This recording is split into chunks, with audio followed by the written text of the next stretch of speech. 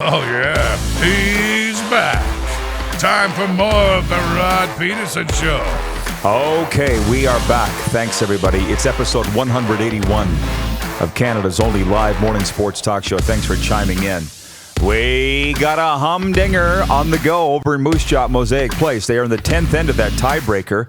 And if you're really on pins and needles with who's in, you'd be on pins and needles. Oh, yeah. It's Saskatchewan 7, New Brunswick 6. This is a tiebreaker. If Silvernagle doesn't win, she gone. But she's got the hammer in 10, so that's a positive. It helps. It helps. Doesn't guarantee anything. No, it does not. And our daily Capital Automall Universal Collision Center poll question is simply this: who are you cheering for on into finals weekend at the Scotties? Who are our four options again? Saskatchewan's Robin Silvernagle, Ontario's Rachel Homan, Manitoba's Carrie Einerson. Who was the fourth? Jennifer Jones. Jennifer Jones, the wild card. Yeah. Well, it's a runaway. Robin Silvernagle leading that poll with 86%, I saw. And I see you've got it on your TSN Go app, too. I do. There's going to be a lot of broken hearts if she doesn't pull this out. Well, she got up to such a great start, and then it's just been downhill the last little bit. But one win can completely flip things around, and all of a sudden she can have a great championship pool. So I know the balance of people that care about curling are watching the curling, so I'll get back to the other things right now. Neil Shuchuk watching from Whitecourt, Alberta says, if I am Ken Holland, I may not make the big deal people are expecting. Meanwhile, I'll say the Canucks are in an amazing spot with possibly the best goalie in the NHL. Jacob Markstrom's the best goalie in the NHL? he's playing pretty well. I'm not saying he's not, He's but an you all-star. don't usually hear his name at or near the top. You might be right, Shuey. The Flames fans are all in a dither here about this Johnny Gaudreau thing. Johnny Hockey may be on his way out. As a matter of fact, Chad Isaac, watching from Regina, writes in, he says, as a diehard Flames fan, the way Gaudreau has performed this year in playoffs last year, I can't say I'm surprised. That's the thing. Clark comes out of his cage here in the break, and he's like, oh, stirring it up. Johnny Gaudreau's unhappy in Calgary. I'm like, this is news? Have you been watching the games? This goes back like the last 2 years. He's just been going through the motions. Yeah. Yeah. Is this not something they talk about in Calgary? You would think. I mean, when especially guys underperforming, and the team had the playoff struggles last year, and now you come in and you're not performing the way that you used to, of course the guy would be unhappy. It's not unreasonable to expect that he would be unhappy. And he's an American, right? And he wants to play potentially closer to home, as all guys might want to do. Yeah, very interesting. The removing the flame stuff, I know we nitpick this stuff too much. He took the Calgary Flames off. He took her off his profile picture. What does it mean? Well, it's because he just wants to change it up, maybe. Yeah, but I think he's unhappy. But that does maybe lead me to believe that there's more going on. That at least the conversation's happening. I'm actually very lucky to have been raised the way that I have. When I say that I go to those junior games, more so to sit and visit with the NHL scouts than to actually watch the games, this is why. Maybe that's where I'm picking up this information. Just chatting with those guys. You don't see a lot of other media guys sitting at those tables with the scouts. Have you noticed? You've been in there. Oh, and I'm just lucky because these are guys I've known since I was little. My dad would bring me along, right? And these guys know. Maybe that's where I'm picking it up. I don't know. But you don't need to be on the inside of the hockey world to see that Johnny Gaudreau is not happy in Calgary. Yeah, you don't. Just watch the games. Yeah. But Clark has a feeling that the Jermaine Franklin clip may go viral. We'll see. Kevin Diaco in Saskatoon, who incidentally, when I met him in Saskatoon, and I'd met him before, we went to another Saskatoon sports bar back in the day, but he didn't know the show was live. He's been listening to the podcast every day for months. You got a great podcast, Rod. That's what he said. I'm like, you understand it's live every day, Kevin, right? He's like, what? And now he's in it to win it. So it's getting out, pressing the flesh, shaking hands, face to face. Yeah. That's how this thing's growing, don't you know? But Kevin writes in, he says, something to ponder. The Vegas Raiders will have a sports book at the stadium. When will the CFL catch up with the fact that huge revenue is being lost by not doing this? And could supplement events like Touchdown Atlantic buy this? I don't know. I do want to talk about one thing. There's a guy that wrote a long rant on how to fix the CFL. We were talking about this in our pre-game meeting today. Are we going to address the fact that this guy wrote this rant about how to fix the CFL? It's on CFL Reddit. If you don't know what Reddit is, don't bother. You're not going to know. Those that know. And it's like, are we going to talk about what this guy wrote? It's appealing to fans under 40. What all was it? Yeah, there's a lot in there. Video games, all that the stuff. Whole deal, yeah. And my thing is that it's not. Why? I mean, he can write it, but why are we going to talk about that? I wrote in my Monday Morning Goalie column that the CFL, I think, needs to make a major foray into betting. And that's different than fantasy. I think they're doing a pretty good job with what they have with the fantasy. But prop bets, odds, all these things, are they doing it? Like, I'm not a gambler, but I get it sent to me by the XFL and the NFL. It's not in front of your face. It's being shoved in front of my face by those other leagues. That's the point, right? And that's the marketing and the hard work. And it's tough. And everybody's looking for the secret. And unfortunately, all of our marketing tools and the marketing tools in 2020, which heavily include the Facebooks, the Instagrams, the TikToks, the Twitters, the Snapchats, and all of the rest, the LinkedIns even now. Those are the big marketing platforms too, as much as billboards and out of home and radio, television, and print. But you have to find that secret mix of what the Golden Knights did to you. They welcomed you out. They're there. They're talking to you specifically. They're bringing you out, letting you in the store, showing you a good time. You have to be able to do that with multiple people without being able to actually one-on-one interact with them. You have to be able to give them that type of attention the same way, right? You have to make them feel that special. It takes hard work. You got to constantly be pushing the message, constantly be putting it in front of people in all areas. So CFL 2.0, we can like it or not like it, but it can't be the only thing. And marketing to the younger generation, in schools is great. We got to do it, but can't be the only thing. Marketing in sports betting, you got to do all of it, right? But the gambling thing, you got to put it in people's faces. You got to continue to give people opportunities and multiple ways to enjoy the experience, because we sit here and watch the curling and we talk about how great it is, but most of the time between shots we're on our phones. But right? you have to be, because it's too slow. So but every game between plays now, you're on your phone, right? You look at it, you get one ad, and you say, that sounds great. I'd love to go to the game this weekend, a rivalry game. But you got to click on it, you got to buy a ticket, you got to go. So you say, okay, when I have a little more time, I'll do that. And unless it gets shoved back in your face again, you forget, you don't go back. So you got to constantly be shoving marketing in people's faces. Chris Clark, watching from the Pats unofficial podcast, he says the XFL has betting odds right on the screen during the game. Again, I'm not a bettor. I'm just saying this looks interesting. I mean, got to try something. They're going to overtime in Moose Jaw in the tiebreaker between Saskatchewan and New Brunswick at 7-7. Hammer didn't help. New Brunswick stole one. I missed the last rock. That's okay. We are supposed to be doing a show here. This is just for... That is a good thing then that I missed. Yeah.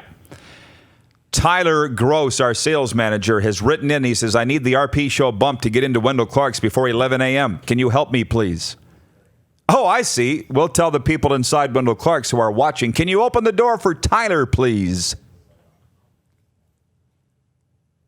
To the Prairie Mobile text line at 306-840-8777. That's 840-8777. Hey, Dupes.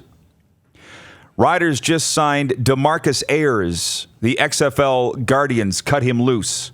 Will any of the CFL vets who signed start in the XFL? Signed Metal Shingle Guy from beautiful downtown Regina. All of a sudden, you're the XFL insider in Canada. You notice that with one little tweet? Yeah.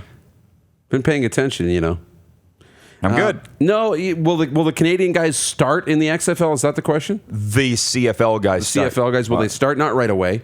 They're going to have to get integrated to the game again. And make no mistake, these guys have been playing the 4-down game their entire lives.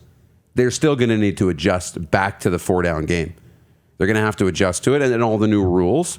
So they won't start right away. But I can imagine that most, if not all, 4 of them or 3 of them, however many have signed, now that they'll have an opportunity to play significantly.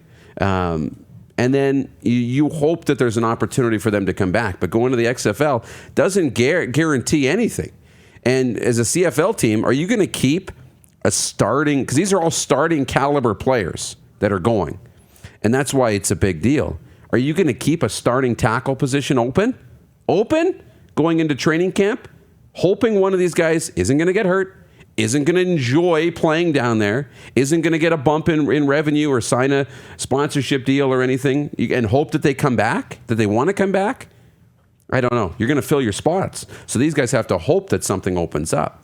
But I think they'll have an opportunity to play and become names in the XFL. I love it. Ty Dacu putting on the Rod Pedersen Show Facebook feed. XFL insider Dupes gives his thoughts on the transition of former CFLers to the new American League. See, it doesn't take much.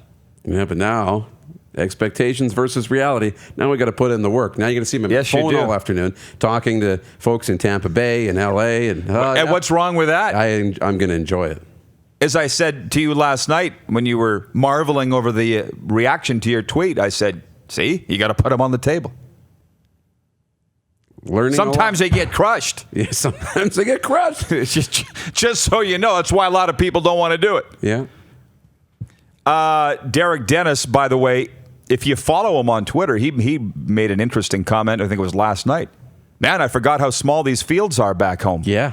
So they're putting him through the paces already. He's like, I think he'll be starting soon. Yeah. Because if you've been following any of the games in the XFL, not to mention the coverage, what the pundits are saying is if there's any position that's lacking, it's the offensive line. So I think Thad Coleman, Derek Dennis, and anybody else that goes down there, they'll be starting very soon. And S.J. Green might be starting this week for Tampa Bay.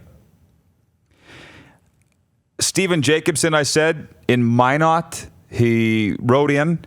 He just wants us to know on the Prairie Mobile text line. He says, I am not watching, by golly. I'm listening from Minot. What's that guy got to do to get a girl in this town? That's what Steven said. There's a inside joke to that. 2013 Grey Cup. Kelly Rempel and I, the Silver Fox, are doing the old talk show. Remember the old show? Yeah. From just outside the doors of Ryderville. And this Stephen Jacobson, he came up from Minot. And I knew him a little bit. And he's hanging around by the table with us, waiting for us to get off the air to go into Ryderville. And he says to me, what's the guy got to do to get a girl in this town? And I said, for starters, stop hanging around with us. Get in there. Get in the game. Yeah. Ask a girl to dance. Buy her a Great Western. Stop hanging around with the guys. That's so true. What do I got to do the thinking for everybody all the time? You're sitting there. It's exhausting. You're sitting there in the stands. Be like, how come I haven't scored any goals? Because you're not in the game. Go to the net. Sitting on the bench. bench. Want to score goals? Go to the net. Yeah. Ask for the puck. Put your stick on the ice. From our intern, Alan Lee. Rod Pedersen, 2020. New Cupid. Hey, Alan, learn how to spell my name right. You can't. You're all geared up, heading out to. Hey, Jessica, would you like to? It's Allie. Exactly. You're out. Close, but not really. Steven writes me from Minot. He goes, it wasn't Rempel. It was Brian Golly, smart investing.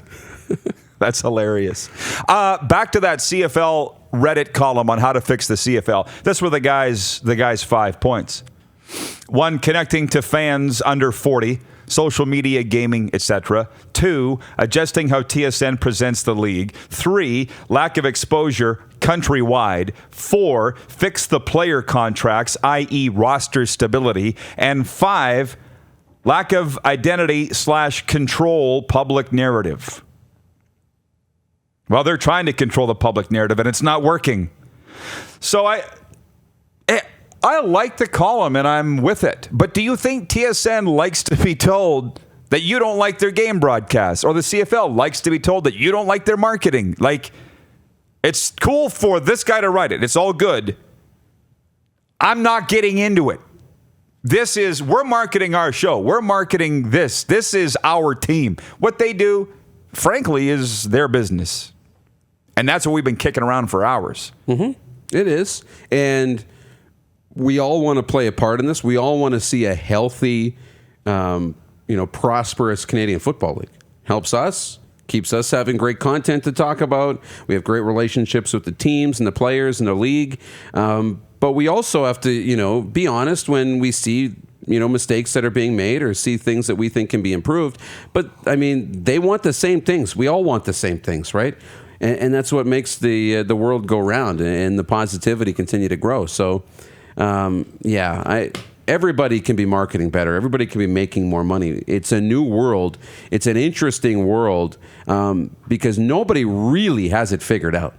And especially in a digital world where one guy or a team of guys is changing an algorithm to try and make more organic content and making advertising tougher, it's changing all the time. So you have to constantly be learning. There is no one way to do things and print the manual and live by the manual for 20 years. It doesn't exist anymore. Golden Knights seem to have it figured out pretty good. They've got it figured out, but they got their finger on the pulse. Right. Always taking the temperature. They're listening. Always taking the temperature and adapting to changing conditions all the time. They're listening. One more from Pinks. Todd Pinkney on the Prairie Mobile text line. He says, Johnny Hockey coming home to Philly. He's one of the few Flyers fans in this province. I guess we broke news today that Johnny Gaudreau is unhappy in Calgary. I thought everybody knew. Next hour, we'll be talking Canucks with Andrew Walker from Sportsnet 650 Vancouver. Devin Heroux, live from the Scotties, the CBC's Devin Heroux. And Chris Lugood, head coach and GM of the Estevan Bruins. It's the Rod Pedersen Show on Facebook Live and listen live at rodpedersen.com. You're watching Rod Pedersen on demand. For more of the Rod Pedersen Show, visit rodpedersen.com or follow Rod Pedersen on social media.